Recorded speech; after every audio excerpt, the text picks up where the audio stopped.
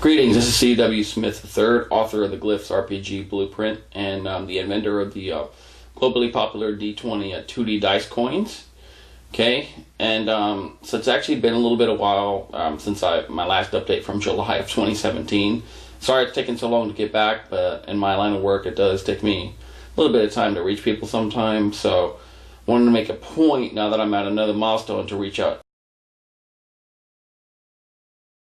Project development. So I promise I will keep it spoiler free because a lot of cool things are in the works. Okay, so my health and all has been a little bit questionable lately. Okay, but otherwise, I am still as productive and dedicated as ever on many fronts. Okay, so as I mentioned last time back in July 2017, I've taken a little bit of a break from Glyphs to focus on my latest epic novel, okay?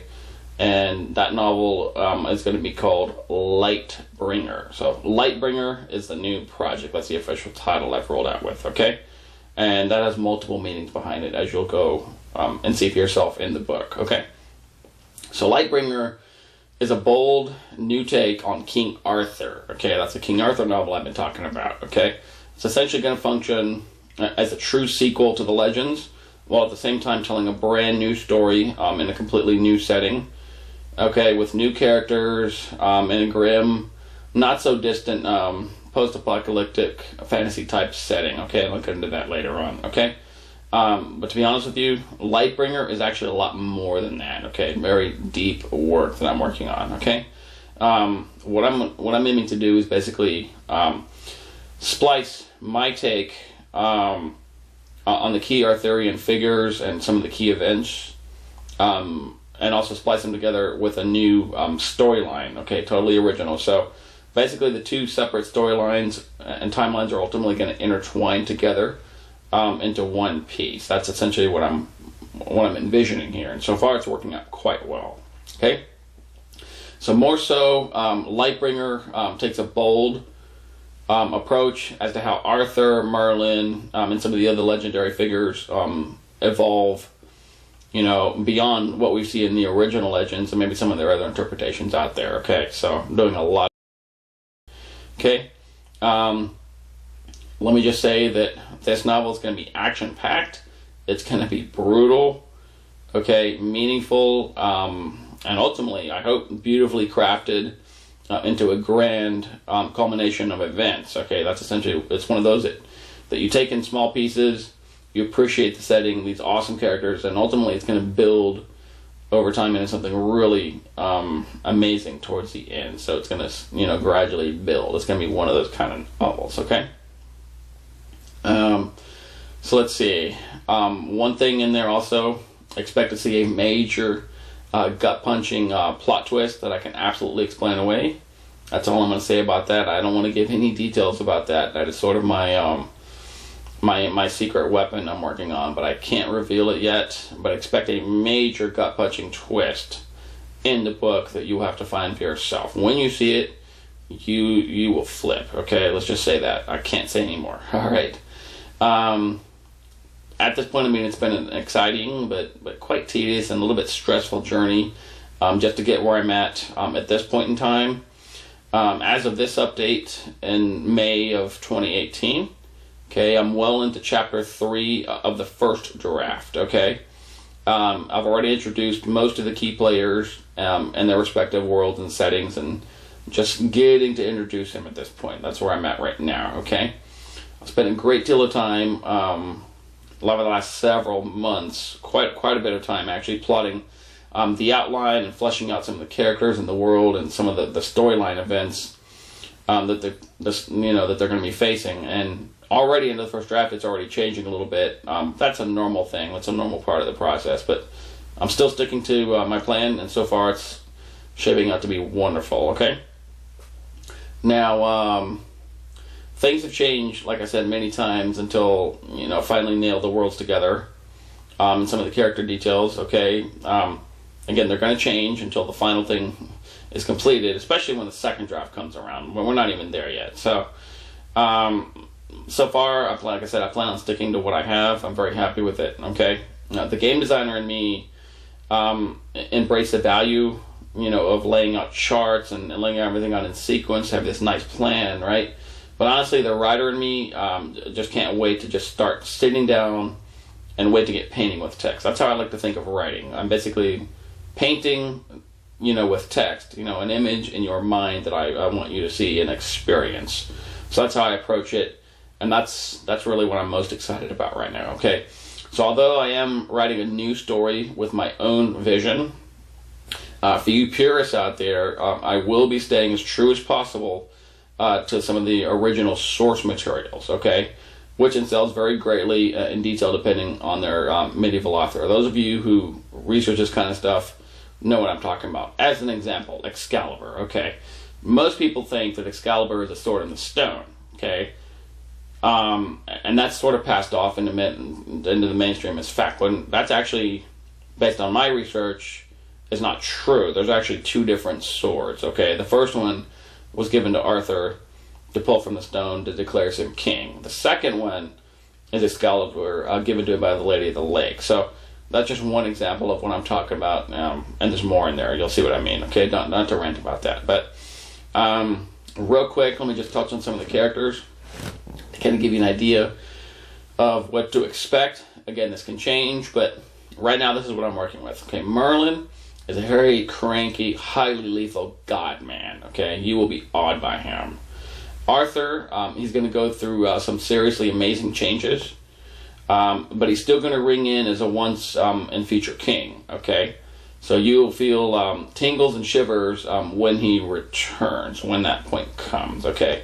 That's all I can say about that. So Mordred, he is an immortal monster, who essentially built his future empire in the wake of on his quest for what he considers to be godhood, okay? Ultimately, my idea is for you to actually pity him, okay?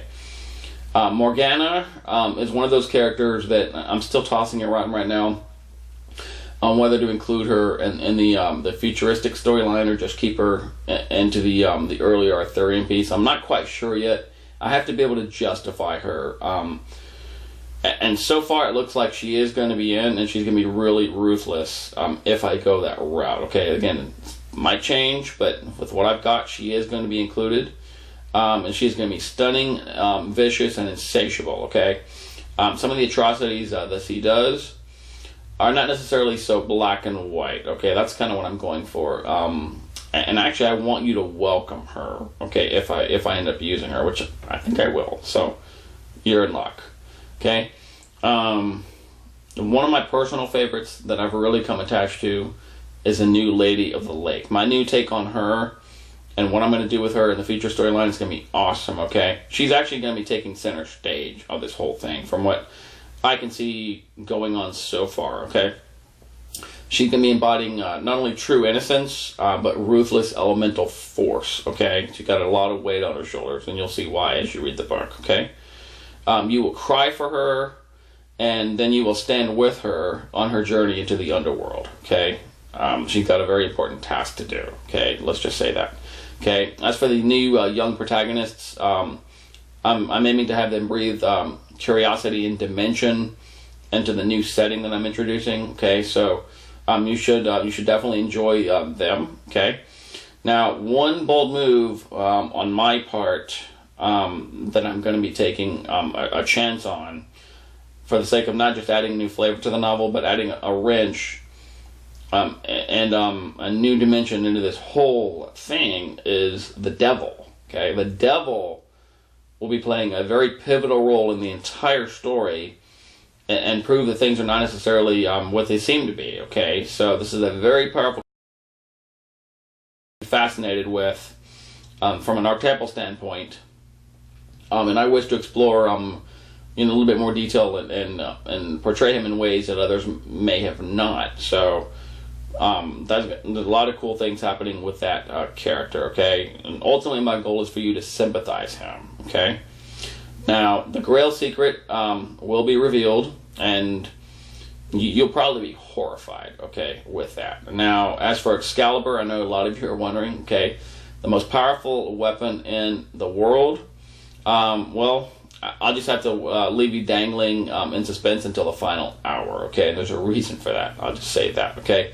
So without giving too much away, for the main storyline, and my other works for that matter, my challenge is to deviate as much as possible from the cliche, you know, high fantasy, sci-fi, post. I want to try to deviate from what people typically see, but at the same time, I need to be able to have it something to where you can relate to. So I'm working on that balance right now. I think I'm doing a pretty good job so far. I've had to make some changes with the setting a little bit, but that's kind of what I'm tackling right now. Okay, so for instance, okay, I'll just share with you this. In the new setting, you can expect to see, you know, elements of steampunk, a little bit of high fantasy, and some Neolithic imagery. Okay, very interesting stuff. Okay, and of course you're going to have multiple sources of conflict and incredibly repulsive villains. Okay, so none of this cookie cutter one-dimensional stuff you see out there. I mean, the villains, they're going to be, you know, repulsive, each in their own way. They have their own agendas, and I'll just say that I can't give too much away at this stage, but I can assure you, got some good stuff in the works. Okay. So as for crafting elements goes, I personally tend to rely, you know, on layers of mythology and allegory. I really love working with those tools because they're very meaningful to people and to me as a creator. Okay, you'll see that later on in my work. Okay, so I mean, at this point, that's honestly really all I have that I'm able to share right now, because again, we still are in the very early stages. I got really good momentum going on, and I just don't want to jinx any surprises that I have in store for you at the moment. So at my current rate, I should crank out about 1 or 2 chapters a month, and I'm aiming to have the first draft done by the end of this year, or maybe early next year at the latest. Right now, I'm on target so far, so as long as I don't have any eruptions or anything, I should be well on track to have the first draft done, like I said, by the end of this year. So that's a pretty good timetable. I am a realist, okay?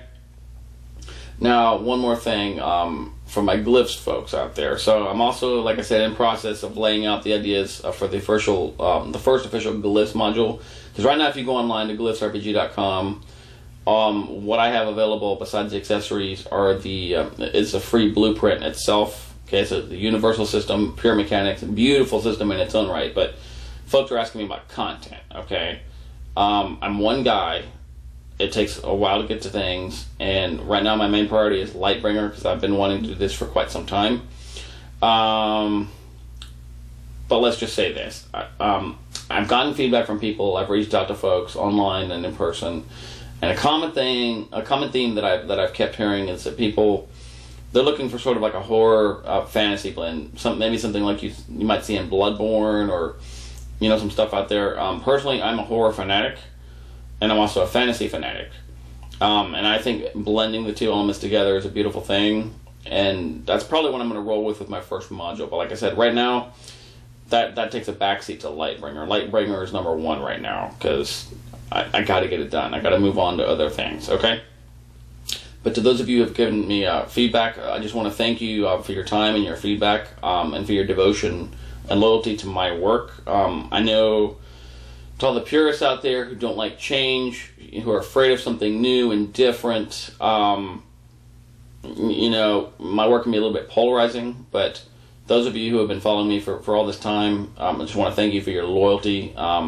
And I will continue to make you happy, I promise you, okay? So that's pretty much it for now. So, you know, as for my next update, and I'm hoping to provide, you know, more, obviously, the progress on the writing itself, you know, the details with the chapters, and, you know, maybe some changes and all that stuff. But hopefully I'll have some art as well for the book cover. And anything maybe I'm going to put online, because I don't want to just do this like a novel. I mean, I want a world. I'm creating an experience here. So there's probably going to be some other things stemming from this as well, but definitely the novel is number 1, okay? So that's what I'm hoping for next time, in the next 6 months or so, as my goal. So now, besides my local glyphs campaigns that I run here in Claremont, I'll probably be attending at least one more convention this year, the one here in Claremont.